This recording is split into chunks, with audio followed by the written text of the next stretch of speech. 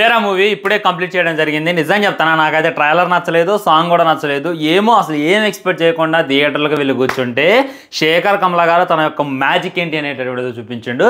Cinema నాకైతే నచ్చింది guys, తిరిగేలేదు, ఖచ్చితంగా అయితే హిట్ కొట్టిద్ది. మన ధనుష్కి శేఖర్ కమల గారు హిట్ ఇచ్చేసారా అనేటటువంటి ఫీల్తో క్లైమాక్స్లో అయితే బయటకు వచ్చేసా. సినిమాకి వంక పెట్టేటటువంటివి కొన్ని ఉన్నాయి, మరి ఏమైంది అనేటటువంటిది క్లారిటీగా మాట్లాడుకోవాలంటే స్టోరీ లైన్ అనేటటువంటిది చాలా సింపుల్, అంతే, మొత్తం చెప్పట్లేదు లేండి, జస్ట్ నార్మల్గా మీకైతే ఇంట్రడక్షన్ ఇచ్చేటటువంటి ప్రయత్నం చేస్తా. సముద్రం ఉంటుంది, సముద్రంలో వనరులు అయితే దొరుకుతాయి, అంటే మన సముద్రం మధ్యలో ఆయిల్ అయితే దొరికింది. ఆ ఆయిల్ అంతా కూడా ప్యూరిఫై, దాని వాల్యూ చూసుకున్నట్లయితే 1,00,000 కోట్లు ఉంటుంది. దాన్ని కొనాలి అని చెప్పి ఒక ప్రైవేట్ కంపెనీ ముందుకు వస్తుంది. సో కొనాలి అంటే వాళ్ళకి బినామీలు అవసరం. బినామీలు అంటే ఎలా ఉండాలంటే మేము చెప్పిన మాట వినాలి, మాకు ఎదురు జరగకూడదు అని చెప్పి ఇచ్చేస్తారు. దానికి కనెక్ట్గా నాగార్జున గారిని తీసుకోవడం, నాగార్జున గారు బిచ్చగాలను సెలెక్ట్ చేయడం, అందులో ధనుష్ ఉన్నాడు.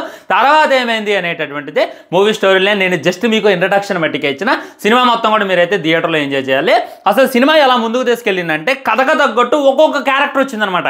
సినిమా స్టార్టింగ్లో విలన్ ఎంట్రీ వచ్చింది, వా వా వా అనిపించింది. విలన్ ఎంట్రీ అయిన తర్వాత ఎగ్జాక్ట్లీ విలన్కి ఒక క్యారెక్టర్ అవసరం. ఆ టైంలో మన నాగార్జున గారు దింపారు.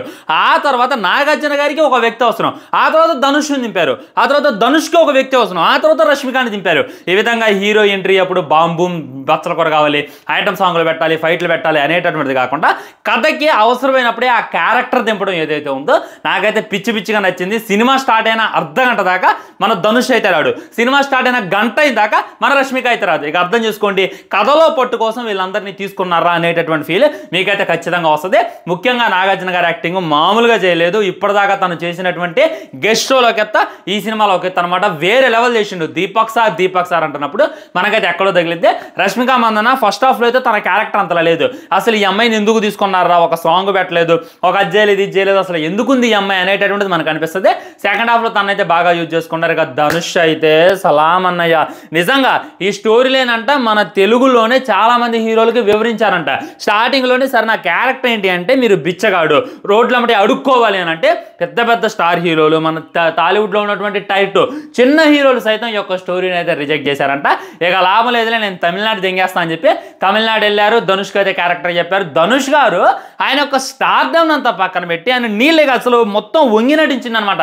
మీకు స్టార్టింగ్ నుండి ఎండింగ్ దాకా ఆ దేవాలయం కనపడుతుంది, ఎక్కడ కూడా ధనుష్ కనపడ్డు. ఆ బిచ్చగాడి గెటప్లో అయినా మొత్తం అమాయకత్వంగా, క్రూరత్వంగా, తెలివైన వాళ్ళగా వామో మామూలుగా నటించలేదు భయ్య.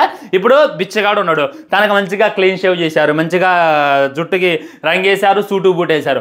అయినా కానీ ఆ బాడీ లాంగ్వేజ్, ఇప్పుడు బిచ్చగాడికి ఈ విధమైనటువంటి బట్టలు ఇస్తే వాళ్ళ బాడీ లాంగ్వేజ్ ఎలా ఉంటుంది అలానే ఉంది. వేరే వాళ్ళు ఎలా నటిస్తున్నారు, ధనుష్ ఎలా నటిస్తున్నారు అనేటటువంటి ప్యూర్ డిఫరెన్స్ అయితే మీకు క్లారిటీగా కానొస్తుంది. తనైతే మిల్టీ చేసేసిండు. నాకైతే అసలు ఏ సినిమాలో ఇంత యాక్టింగ్ తనైతే నచ్చలా.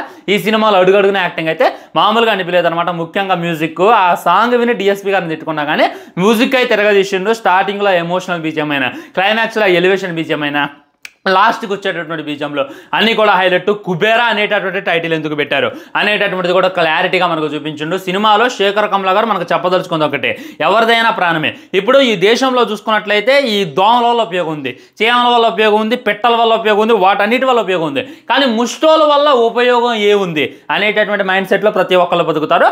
మన దేశంలో ఏమో కానీ వేరే దేశంలో ముష్టోలు అంటే చాలు చంపేస్తారు. ఎందుకంటే వీళ్ళు దేశానికి పట్టిన దరిద్రం, వీళ్ళు ఈ దేశంలో నుండి తీసేయాలని చెప్పి చంపేస్తూ ఉంటారనమాట.